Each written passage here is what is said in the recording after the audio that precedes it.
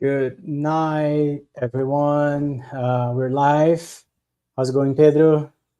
Hello, hello. Happy to have you here. Happy to be here. Thank you for Good, coming. good Wednesday to all. This is the first of many Vibe Wednesdays. So this live stream is going to take on a little bit different of a format than usually. We're calling back for a format that used to happen here, and we're bringing it back. So today we're gonna have uh, a conversation, sort of an interview with a very important guest, a very intelligent person, and we can bring her up, make her give an introduction about herself, what she does, and and then after that we can just start the show. Okay. Shilpa, Shilpa. welcome. Oh, we pressed the same time. Yep. Mhm. Yeah. Hi, everyone. It's really nice to meet you. My name is Shilpa. I am a principal product manager who currently works for a company called Aptio that was acquired by IBM in 2023. Previously, I've worked at Microsoft and Amazon Web Services as well. So I've been building with AI as well as machine learning for 6, 7 years, and also been a product manager totally for a lot longer than that. So I'm really pleased to be here. Happy to be here and talk about anything AI related. Augusto, Gabriel, thank you so much for having me. It's a pleasure. Awesome, awesome. Yeah. So you've been judging some of our past events, right? That's right. Yeah, Yeah, and yeah. Some we of your have events have really been awesome and really helping people build incredible stuff with AI. And yeah, it's been my pleasure to kind of be a judge in some of those events. yeah, awesome, awesome. Yeah, so we on those events there are a lot of AI projects and vibe coded projects and some AI driven projects. And how is it to see the community using it like as a main focus? Mhm. Yeah. So the question is, what does it feel like to see the community using AI or being? AI, yeah, sorry, yeah, AI as a main focus on projects, on apps, Yeah. on I think, watching members who are not technical or not AI builders or not engineers, historically being able to build with AI, just because of vibe coding and how AI is democratizing, allowing people to build with AI, it's pretty incredible. I mean, I studied engineering, but I'm not really a software engineer myself, although I am a technical product manager.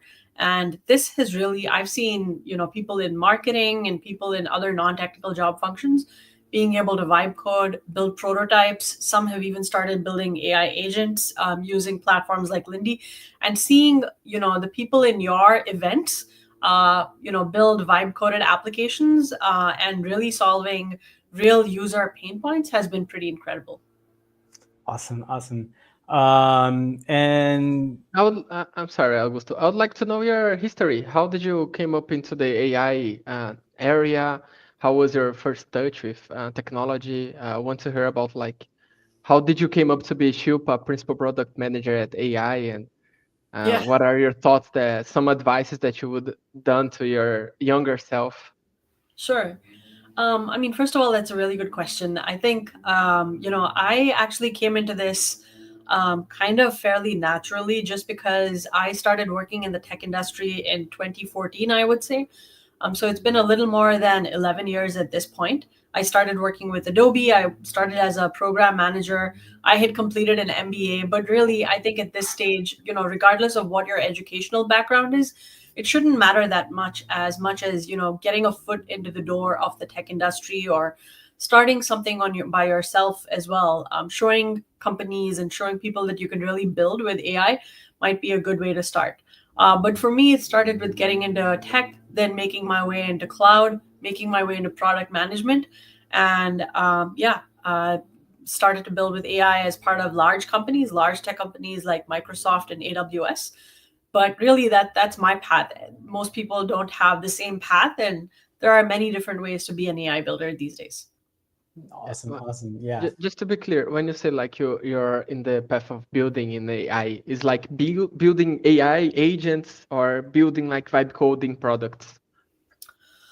Well, at work, we're building AI assistants, AI chatbots for our existing products and features.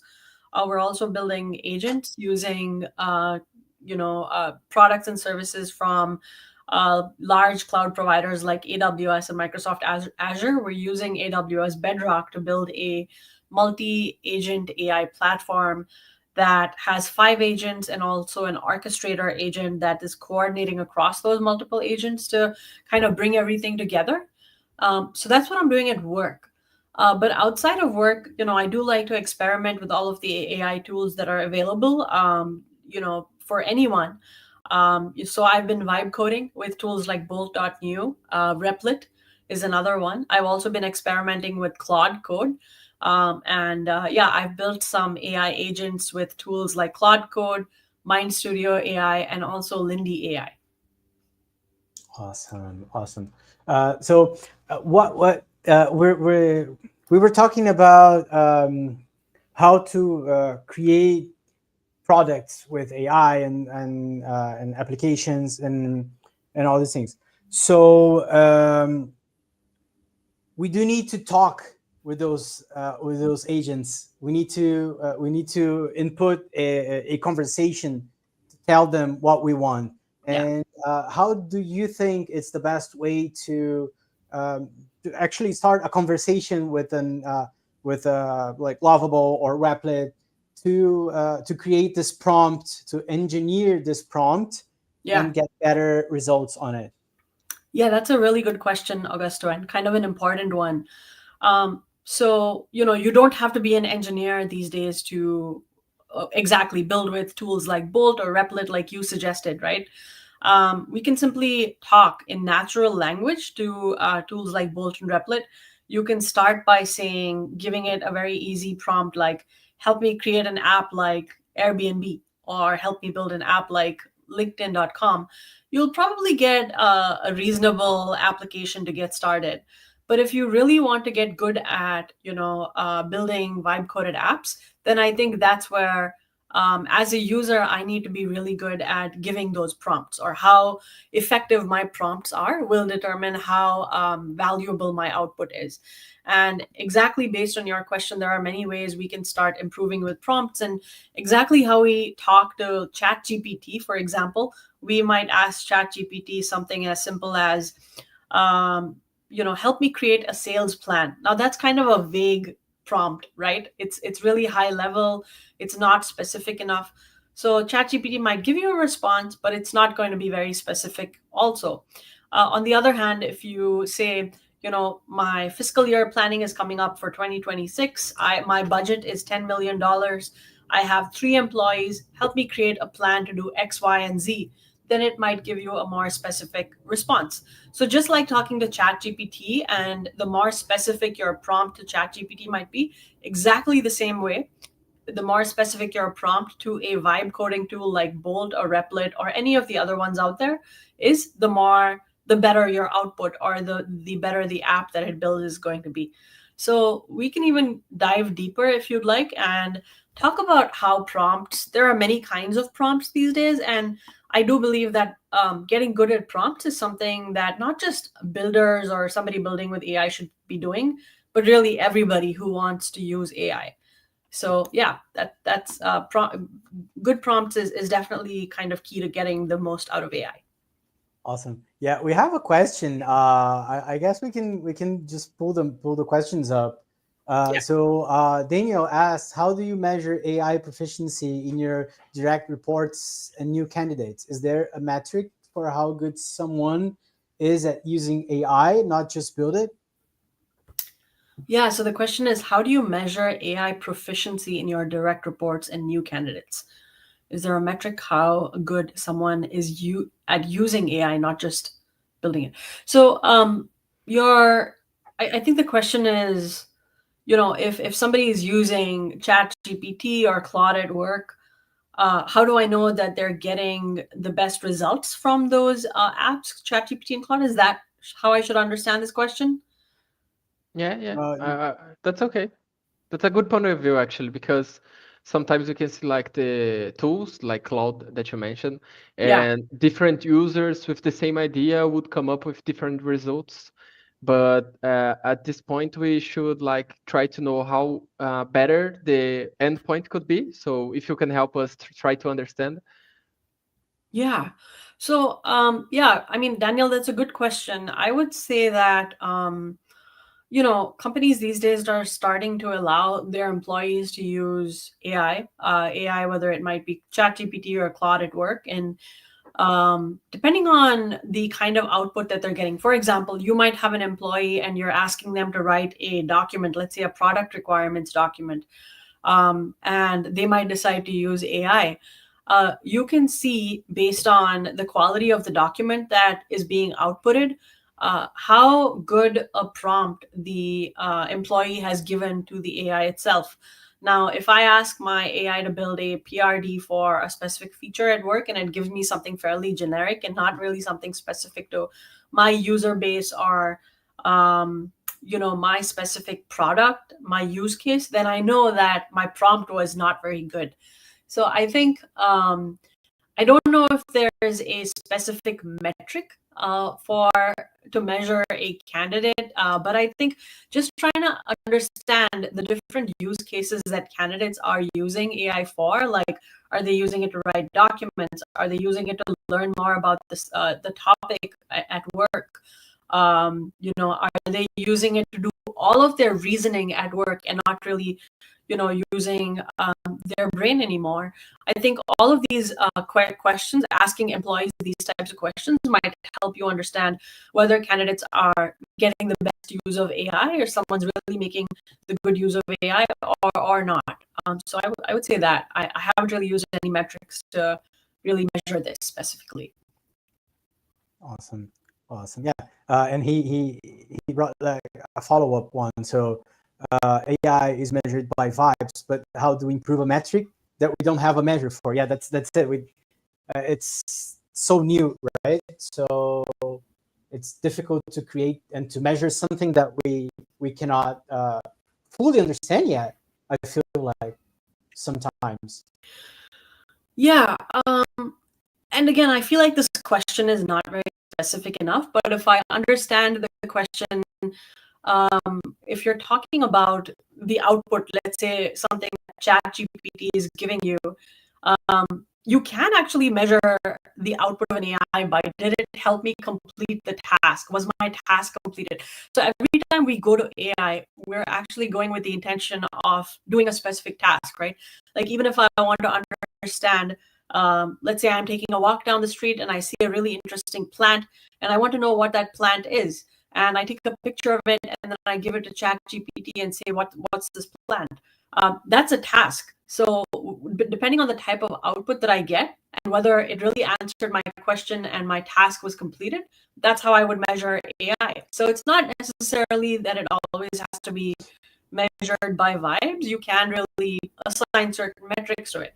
And this is exactly how engineers and product managers actually measure the output of AI features and products we build. There's something called AI evaluation metrics, or AI evals in short. And that's one of the ways we do it on a very technical level. Mhm.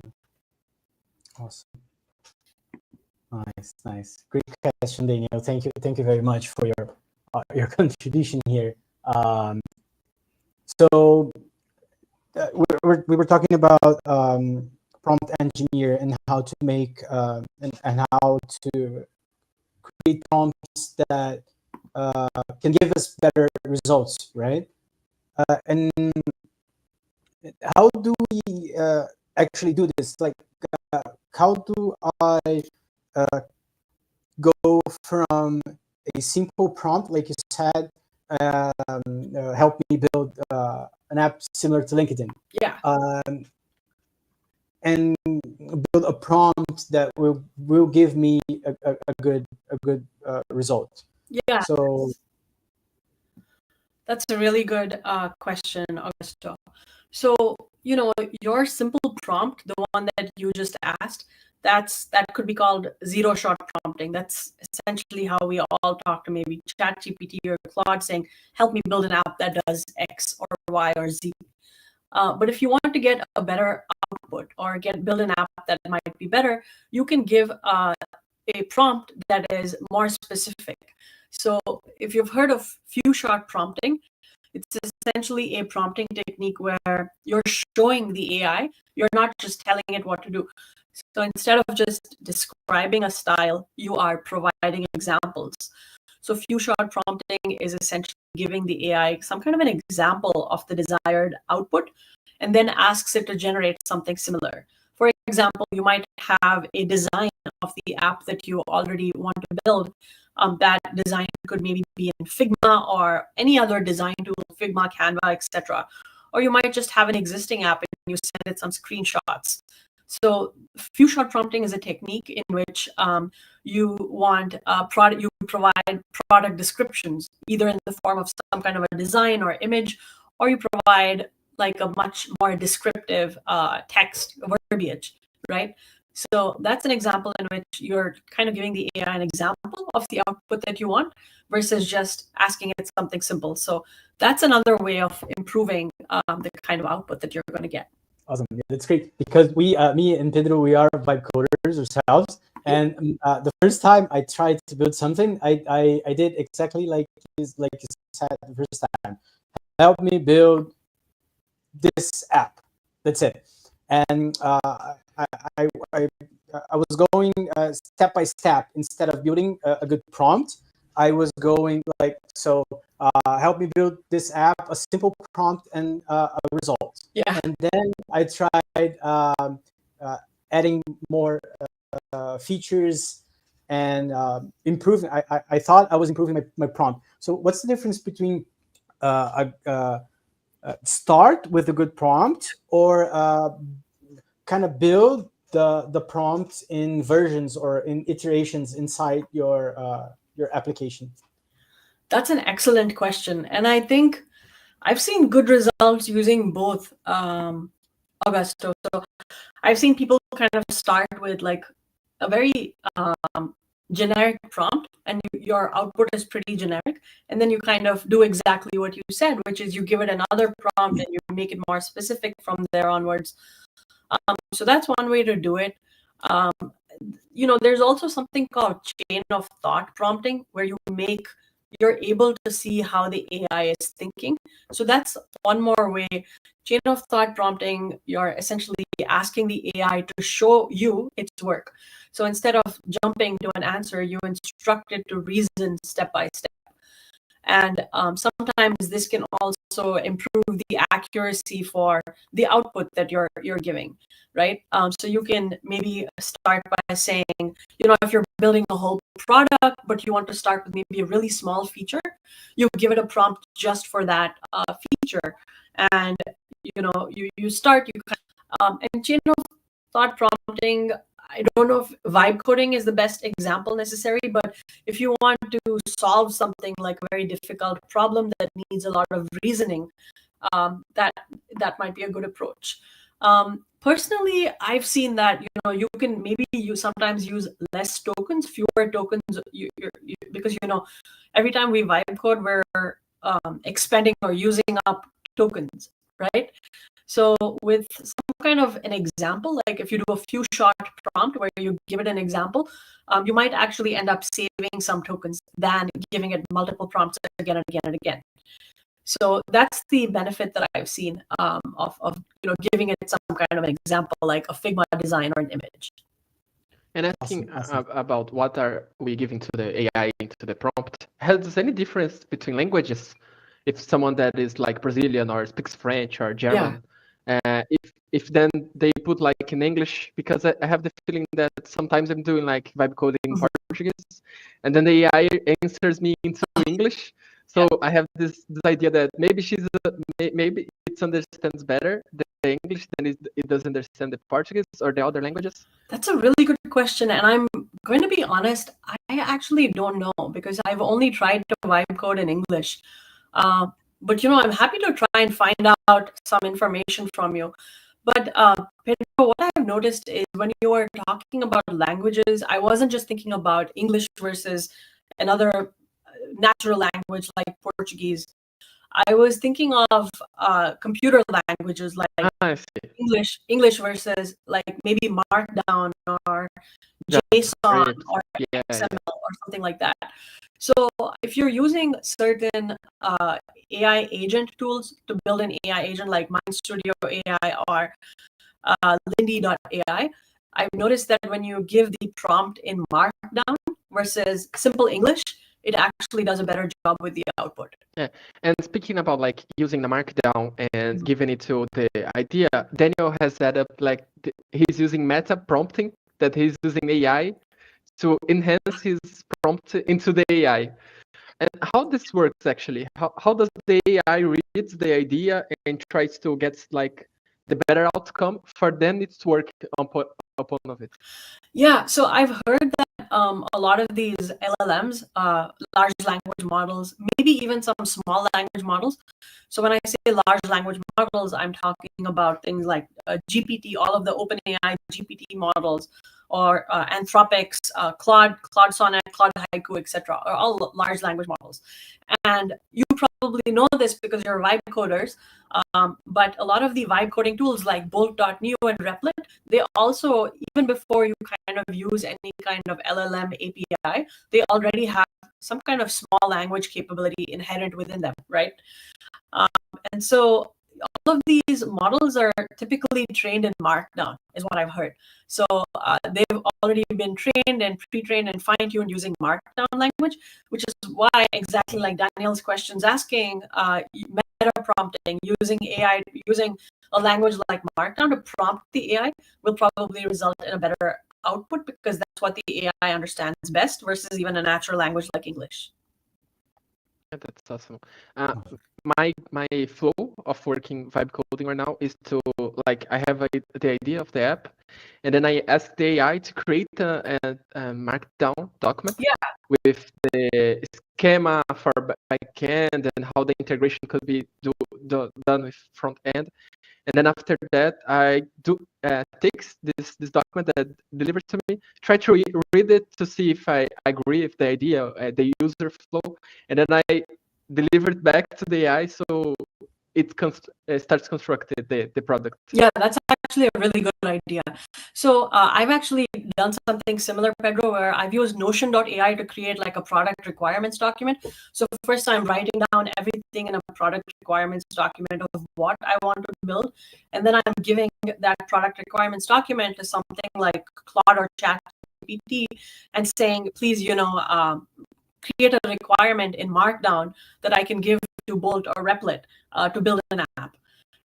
And yeah, I get that Markdown output from Claude or ChatGPT, which I then feed to Bolt to build my application. So yeah, sounds like you're on the right track already. But yeah, doing things like that, just experimenting with these different things can actually show you what maybe gives you the best output. Great. So on our questions, the IO Markets asked, it's a question on Aptio. And does Aptio has a startup program? And if yes, how does it work? If it's okay, we can answer it now, or we can leave it later on at the end on the program. Yeah. But I mean, I can just tell you really quickly, Aptio does not have any startup programs. I mean, we're just a company that was bought by IBM. So we are not building any. Yeah, I don't know if the question was related to prompting or vibe coding, but yeah, we're not directly making any products in that space either. great. So we've been talking about prompt engineering and how to enhance prompts to get better results. Is there a limit Mhm. on where we can go on enhancing a prompt? or how can I know when the prompt is ready to be used? I mean, that's an excellent question. There are many different methods in which you can continue to improve prompts. I mean, forgetting things like markdown aside, there are many ways you can improve a prompt yourself. I've tried to use some kind of a structure for a prompt sometimes to make it more effective. So you can think of your prompt as something like having a task, a role, and a context, and also giving it some kind of constraints. So a task could be something like you know defining something with precision. So you can just say, "Help me code," uh, but that's not specific enough. So instead of just saying "help me code," you could say something like "generate unit tests for edge cases."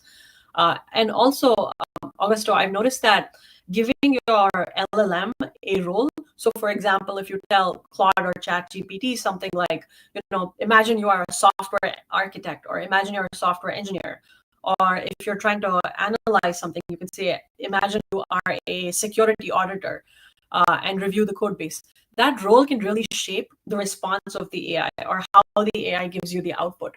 So that's actually a very good strategy. So the next time you want to vibe code something, you can actually tell it, imagine you're a very senior engineer at Google as you're building this, just as an example. And then you can also give it some kind of a format, like we talked before. You can use a Markdown language for the prompt. You can use some kind of JSON language if you're trying to create some kind of an integration, perhaps. And then another,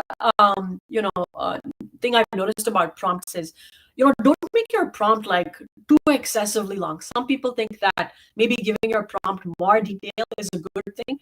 I don't necessarily think that's a good thing. I think it's more important to be very specific. So you can even give your prompt a constraint. So you can set boundaries like, imagine you're writing something for junior developers, or keep the output less than 200 words. So that would be an example of a constraint, which are all guiding the AI towards your exact requirement, or towards what you're trying to get. So the goal is to go from having a vague prompt to something more specific and actionable. And yeah, I've noticed that works best in vibe coding also. So yeah, having some kind of a structure, like having a task, giving the AI a role, and having a format like Markdown possibly, and then also making sure that your prompt has some kind of constraints, they all are elements of a good prompt. Oh, that's a masterclass. Yeah. Yeah. And Shilpa, how did you came up with I don't know if you work with other people and then you came up with those concepts, but trying on your own, how did you feel like your prompt is ready to go? And when you're feeling like it's lacking information, and also just a second question as a follow-up, how do you feel that the prompt can be used as a context window for not the early stages of the vibe code, but on the late stages? I have already my app, but I need to change, I need to integrate some next auth, like a connection, or I want to integrate with Supabase or anything like that. Yeah, I mean, those are all very good questions. Maybe let's break them down one by one. So the first question was, how do I know that my prompt is ready? Is that your question? Yeah, but in an idea that if you talk with someone and for the same prompt, and then if you kind of discuss what they are thinking about, and then you give it a go and try it, and then you change it a little bit to see if you come with a different result. Yeah, honestly, Pedro, I think sometimes experimentation is not a bad thing. So yeah, just try and experiment in different ways, and especially with vibe deterministic. So if you tell the AI the exact same thing that I tell the AI, the output that you and I get might actually be different. So I think experimentation is the best way to learn sometimes. And sometimes when you see your output, only then you know whether the AI has fully provided the output that you can. Otherwise, you have to continue to prompt it until you get the best response.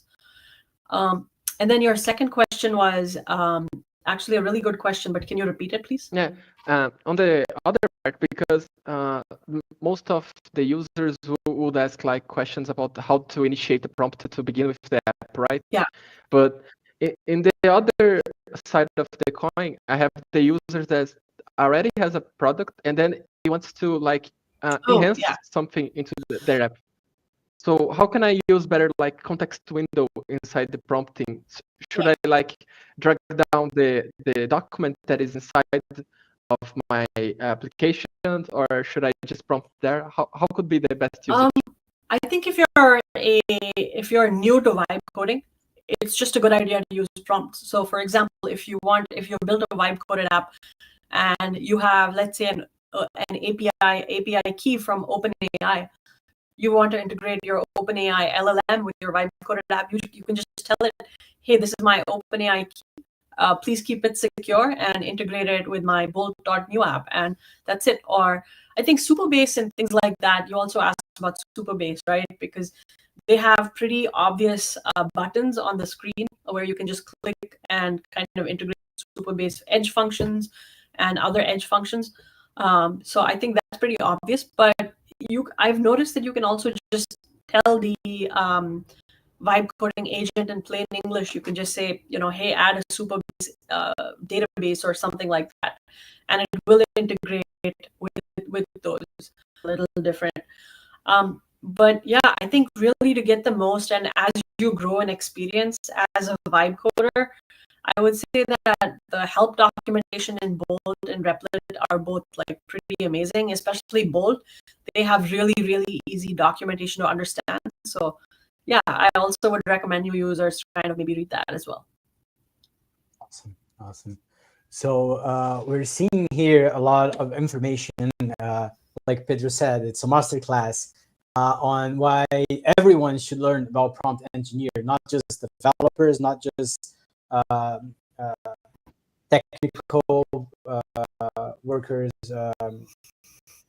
Like everyone needs this skill, right? So as the AI models they scale up, they evolve, um, and this skill gets widespread. Do you think it will get not obsolete, but um, do you think the prompt engineer might get obsolete, and the models will kind of go ahead of us and kind of build for themselves? That's a great question. I think AI is definitely continuing to evolve, right? Like I've heard people say that, if we think that ChatGPT and Claude are pretty amazing, this is kind of just the beginning.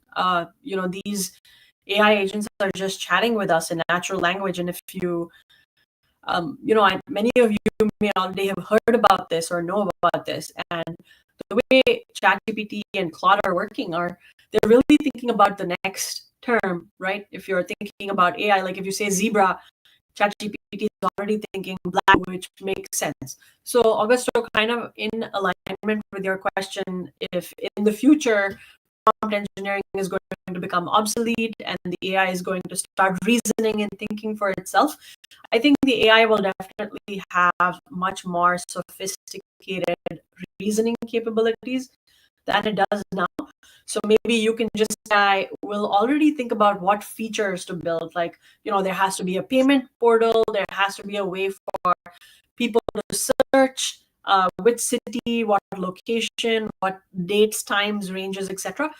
So maybe you don't even have to tell the AI that your app needs to have all of these features, right?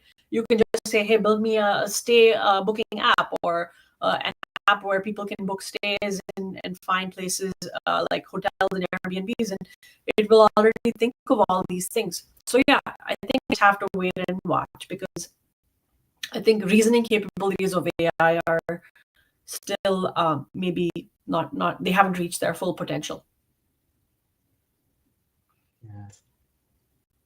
Yeah. So we're seeing kind of the cutting edge, right? This is thinking way ahead, right? You never know. It could be next year. I mean, to be honest, I'm not 100% sure, but I over the next 5 to 10 years significantly. Great, great. And you think like I'm sorry, Augusto, but you think like the owners of these large language models, Cloud Code or ChatGPT, how they can like learn what the user with the user, like how they can learn to improve the tool to construct ideas, to construct projects, or to give answers with the prompting. How is the prompting actually being the teacher in the other side of the picture?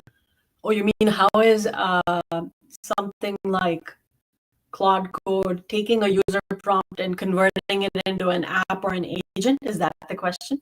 No, I'm just thinking about how the companies are feeling about their tool, like the cloud code, as you mentioned, and thinking about the prompting, how they are learning about the different prompts that are made, they are being input as something to be done. Oh, so okay, I think I understand the question. So, for example, Claude Code, how are they building Claude Code such that if the user gives it Yeah, different yeah, kinds of prompts, yeah, yeah. the outputs are different, right? Yeah, I'm not 100% sure. I watched a podcast with a bunch of Anthropic researchers and scientists who are talking about, honestly, sometimes even they're not 100% sure why the output is a specific way. Because, when you think about large language models and how they provide outputs, right? There's large language models are all based on a transformer, and I'm not an expert on any of this, but yeah, there's some kind of a transformer logic, which exactly like if you give it one word, how ChatGPT and all of these uh, multimodal AI like vibe coding apps work. So yeah, I would say that I'm pretty sure that it all came about through experimentation, I would guess. But yeah, it's a really good question. Maybe you or I can go back and kind of deep dive and research it, Pedro. Yeah, thank you. I'm just thinking because I have the feeling that we are all amazed by this kind of tools, because if you think about it, 5 years ago we could never do something like that, right? So nowadays we can come up with ideas and transform this into applications that can be used into our regular day, right? Because I as a web coder have all different apps inside my last uh, research at college right now. And then I have the feeling that today we are be be like delightful about this application, but how can we, uh, as a user, how can we help it to add our ideas? And when you say that the reasoning aren't at the top of the the moment that it can be at full potential, as you said, we could thinking about, okay, if it cannot comprehend all of my ideas, how can I improve my communication with it? And that's why I also asked you about the different languages that as sometimes I use Portuguese, sometimes I use English, Yeah. and concluded and make this into a question. There's ways that we can try to conduct the product that we are using into different languages, like computer languages, such as like Next.js or JavaScript or Kotlin or Golang. How the AI understand that's the computer language is different than the plain English? Yeah, I think that's a really good question. And what I've been hearing is that AI is going to be continue to be trained in languages like Markdown and maybe even JSON to some extent. So I think I'm not sure about the difference between English and Portuguese or English versus Spanish or any other language. I'm 100% sure that I've actually heard on some podcasts that OpenAI, and so on and so forth, they're continuing to improve their natural language capabilities with all kinds of languages around the world. The mainstream ones like, I don't know, Spanish, French, Portuguese, Japanese are probably already working pretty well, but I'm hearing you say that sometimes English works better. But I think, if you're prompting the AI to take specific actions or integrate with a tool, like for example, if you build an AI agent using Lindy.ai to summarize all of your emails and only tell you what the important one is, maybe using Markdown might be the best one, at least as of today. What's going to happen in 2026, 2027? I still think it might be something like Markdown or JSON then, but with AI evolving to be more capable, having more reasonable reasoning capabilities, and more AGI coming up, that might change to maybe as good a job as it does with a Markdown prompt today. Awesome, awesome. Masterclass. Thank you, Shilpa. We're reaching our final questions. It's been great talking to you. The guys from the chat, they're bringing up a lot of information, and like Daniel said, there's still 49 days left in 2025, so we have to gather all this info and work with it, right? So I have one more question for you, and then we can just wrap up and say our final words. So we're building prompts. We're engineering prompts to get better results, to get better outputs, right? And how? What can we do? And how to trust those outputs to know that they are actually good. A technical person will look at the code, will look at the design, but as a non-technical person, like someone that wants to found a company and doesn't know anything about tech, so how to trust those outputs? Honestly, that's an excellent question, Augusto. I think it's not an easy thing to solve, but I actually know someone here who had a session about. Have you heard of evaluation metrics or evals? No, Okay, not yet. So yeah, I mean, whether you're a technical person or a non-technical person, the best way to validate whether the AI output is correct, or the AI is hallucinating, or it's giving you maybe a not very correct output, is through evaluation metrics. And evaluation metrics, in short, they're called evals. And so yeah, just trying to identify. You can do eval, right? You can write multiple codes, trying to get some kind of a response to see if it matches with the output that your AI is giving you. That's one way to technically validate the AI's output. Another way is just to know your data. For example, if you build an app like Airbnb, and you know that in the city of New York you have 100 Airbnbs, but the vibe coded app is only showing you 50, then you know that the output is wrong. So just to give you an example, that's about knowing your data. So that's a second way to do an AI eval. But really, if you want to, as a professional, if you really want to do AI evaluations, then I think the best way is to identify a few metrics like accuracy, latency, and many other metrics, and really try to come up with a strategy that works. Through vibe coding, I think the best way is really to have a user very informally kind of run the app multiple times to understand the feel of what you get. You can even kind of try to build something on the side if you're a little more technical to compare the output to that. But yeah, getting accurate output from AI is always a challenge. And that's why prompting actually is kind of where things become important, because if you give an AI kind of an example or some kind of data and say my output needs to be based on this, that's called retrieval-based augmentation, right? RAG, which is a technique used in AI. So that also makes your AI more output. So that's definitely AI evaluations are kind of a really long topic, and we can maybe talk about that once again in the future. Yeah, that would be lovely. Awesome. Yeah.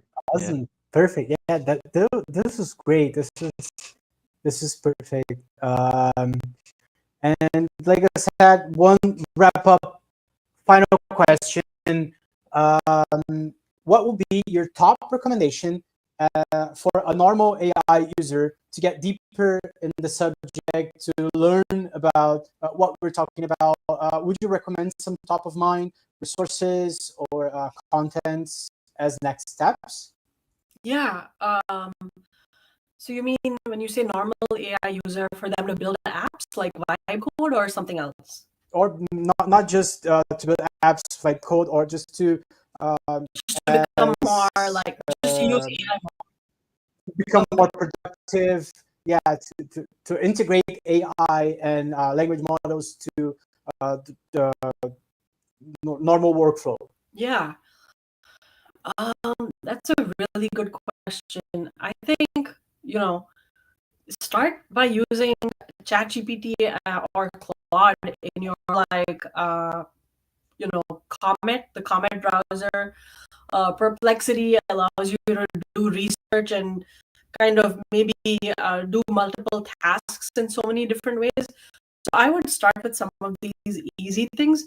If you're a little more sophisticated, you can maybe start building apps like AI, small AI agents, which companies like Lindy AI actually make it pretty easy, or even Mind Studio AI. You can ask an AI agent to read all of your emails for you and tell you what's important, or read all of your Slack messages for you and tell you what's important. You can even ask the AI agent to maybe tell you what. Yeah, just be careful because you don't want to give it all of your sensitive information, like your financial information, your bank information. I'm not recommending that, but just little ways like this where you can start by using ChatGPT. Perplexity is a great one. Is another one. There's a lot of really good LinkedIn influencers that you can follow. Um, I'm not very good at remembering names off the top of my head, but I think her name is Ali something on LinkedIn. She has some really good tips for like non-technical people using AI on a daily basis to improve productivity and that sort of thing. But I think it's important to follow the right influencers so you don't get wrongly influenced as well. Awesome, awesome. Great. Thank you very much. Uh, this was this was a great live stream. This was uh, like we said multiple times, a masterclass. Do you have any final words? Do you have anything you'd like to share? I mean, yeah, this was really great. Thank you for having me. I'm actually looking at the chat, the comments, and I think someone said Ali Miller. Ali Miller is correct. She's the person I was referring to. Ethan Malik. Yeah, those are all really great influencers who are actually putting out some high quality content. So yeah, I would recommend following them for everyday productivity. Um, yeah, other than that, Augusto, Pedro, I know you are working hard to make things like this happen. I think you're doing an amazing job because regular people will get more out of AI, more productive because of AI, more efficient because of AI. So what you're doing is really amazing, and really trying to improve lives of normal everyday people through AI. So thank you for setting this up. Awesome, awesome. We hope we can have another class later on next week's other days. Yeah, Thank you, Shilpa. absolutely. Very Thank you so thoughtful of much, you Augusto. to help us with your ideas and your insights about prompting. It's a pleasure to have someone so qualified with us and so smart with the how to pass the idea, because people can have like difficulties to explain themselves or explain something that are in your minds, and you're very easy to comprehend and understand. So thank you so much for being here with us. Yeah, thank you for saying that. And again, I don't think I'm doing as much as you, Pedro, or you, Augusto. So you guys are doing way more. But thank you for having me. Thank you very much. Thank you. Bye bye. Bye. So yeah, we're wrapping up our first of many Vibe Wednesdays. It was a great show. Shilpa had great answers, a lot of feedbacks. I'm actually speechless. I learned so much today. Yeah. I have the same idea. I might stay up late using all the prompt techniques.